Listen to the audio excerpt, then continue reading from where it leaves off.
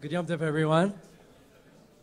So, I'm going to start with the story. When my wife, Racheli, and I were dating,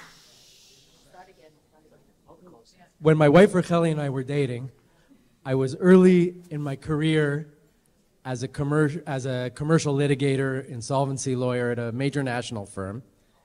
And both of us, the two of us, were relatively fresh, Balei Tshuva, recently inspired in Yiddishkeit and Chassidus and taking it on, all the new things. We were excited.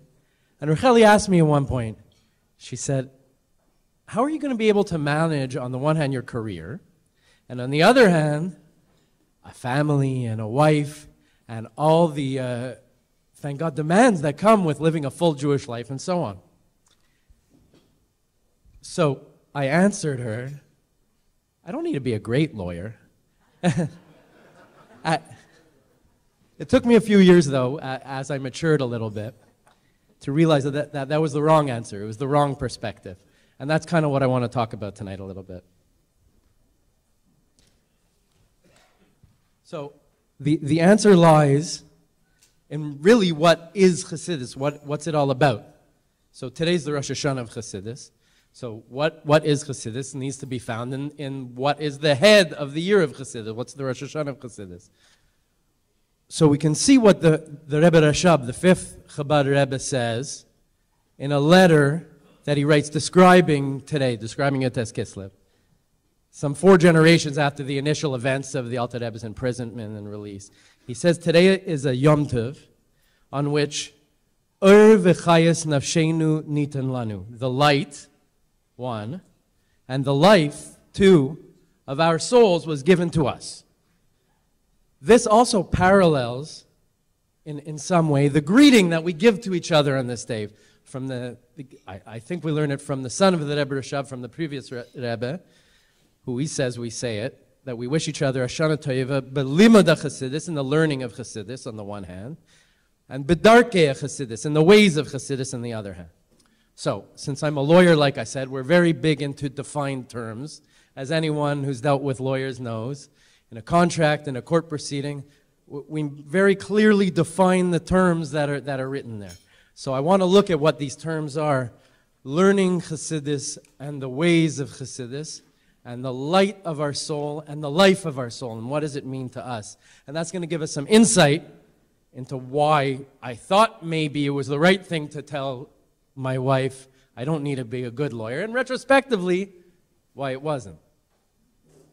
So, going back to when I first became involved in Yiddishkeit and Chassidus, like I said, I was inspired, as most Balei Tshuva are. Learning Chassidus opened my eyes to profound spiritual concepts, to who is Hashem and what is Hashem, what's His plan for the world, what is creation all about, what am I all about, why am I here, what's the Jewish people, what's my soul. And as the blessing of the day goes, like I said, it opened up to me the light of my own soul. Learning gave me this light that I felt like I was lit up. But at that time, at least, the inspiration wasn't able to stand on its own. Just like the nature of light is that when it's shining, you're lit up. But if you're not, if you don't feel the light shining on you, then it doesn't light up. So I viewed my life at that time as having kind of 2 contradictory aspects.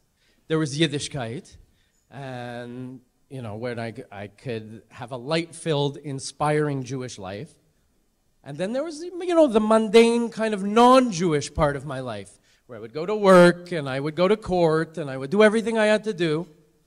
But that didn't give me that light, which was so inspiring at the time. And so I felt the need to kind of, to the extent I could, leave my everyday life whenever I could, to run to the light of Yiddishkeit, to run to the Jewish parts of my life.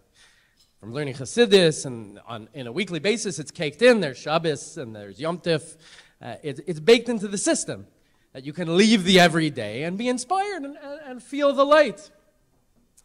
So that was my thinking when I told my wife I don't need to be a great lawyer. Being a lawyer was a segregated part of me.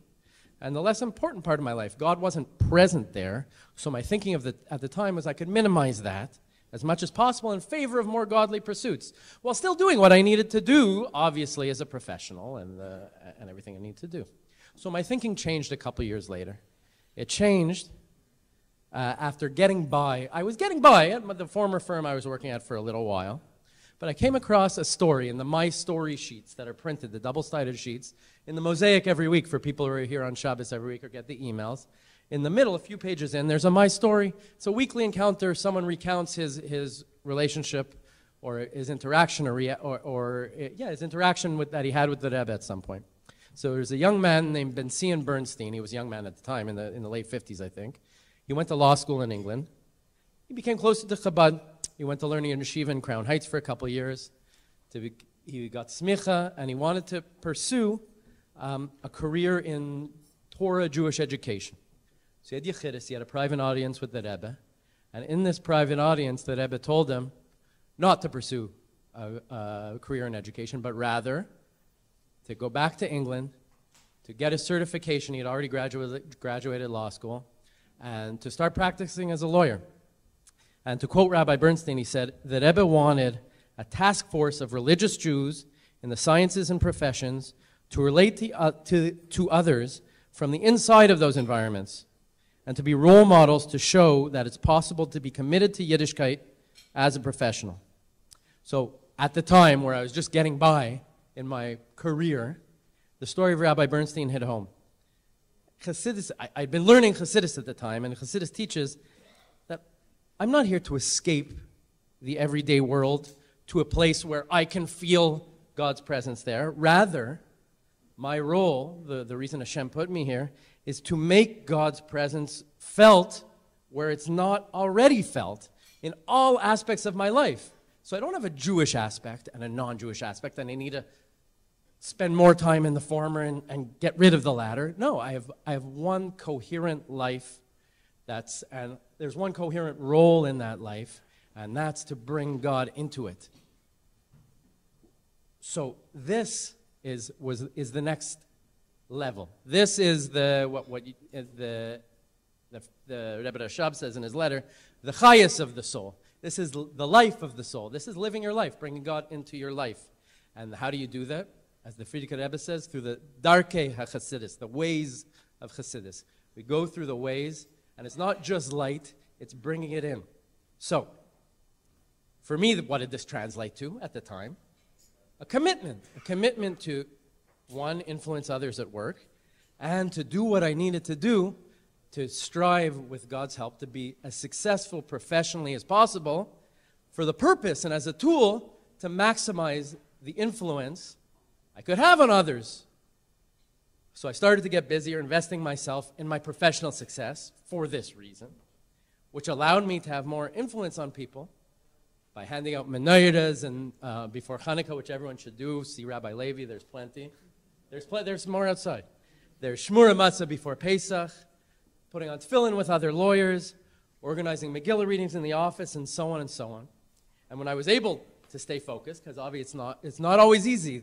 Being a lawyer involves a complete investment of the mind into what you're doing. But when I was able to stay focused and not get stuck in the mud of the day-to-day and keep in mind that this investment in the professional success was a vehicle for the ways of Chassidus, then thank God, with God's help, the success increased. Then came a couple years ago, I got hired to build the insolvency and restructuring practice at KRB Lawyers, a great, young, fast-growing firm, making waves in the market.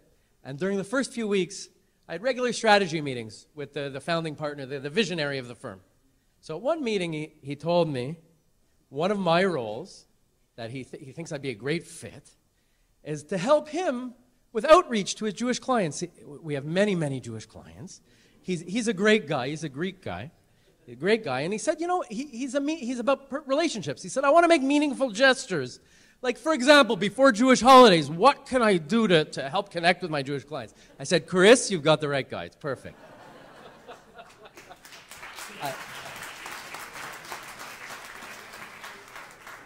So I went home. The next morning, I go into his office and say, Chris, I've got an idea. At my synagogue, it's called the MTC, they do this thing before Passover. We have to work fast because Passover's in 2 weeks. They get these craft boxes, like artisanal, they stamp their logo, handmade matzah bread goes on people's Passover tables. I think we should do the same thing. KRB logo, it'll go on all our Jewish clients' tables. We're right there. He looks at me and goes, 1,000%. We did it. I think the first year we had 80 to 100 matzahs. Menorahs that Hanukkah last year, I don't know, about 100 or more. I think 120 or 150 matzahs last year. And on and on and on with God's help. Apples and honey? Apples and honey, yeah, sure, we did that Rosh Hashanah. I got them. So this is the second part. This is the life of the soul, performing the mission to reveal God in the world in all aspects of my life by the ways of Chassidus. But it doesn't work on its own, that's the thing. So without the learning of Chassidus, without the light, there is no light to bring into the pathways, to bring into the life. So it works like this, just like my journey started with an escape into godliness as much as I could, before I was able to try and bring it down into all the areas of my life. Similarly, the year starts, for example. Rosh Hashanah, Yom Kippur, Sukkot, Tishrei starts that we're going to a place of godliness. And then we have the energy. We have something to bring into the rest of the year, to share and bring to our families, to our friends, and so on. And so too, each day needs to start, or at least have incorporated in it, a little bit of Chassidus, a little bit of light in our lives. And apparently that's the theme, that we should all learn a little bit of Chassidus. There's classes, Rabbi Nu, Rabbi Levi, all over the internet. It gives something in our life to share with our families, to share with our colleagues, to light up our own souls, to live a life full of light. So, I wish everyone, including myself, Shana Toiva Belimina Chassidus, that we should learn Chassidus and tap into the light of our own souls, and Shana Toiva Bedarkei Chassidus, that we should express this light in all the area of our lives, and so doing, should bring Mashiach now. Good Yom Tov.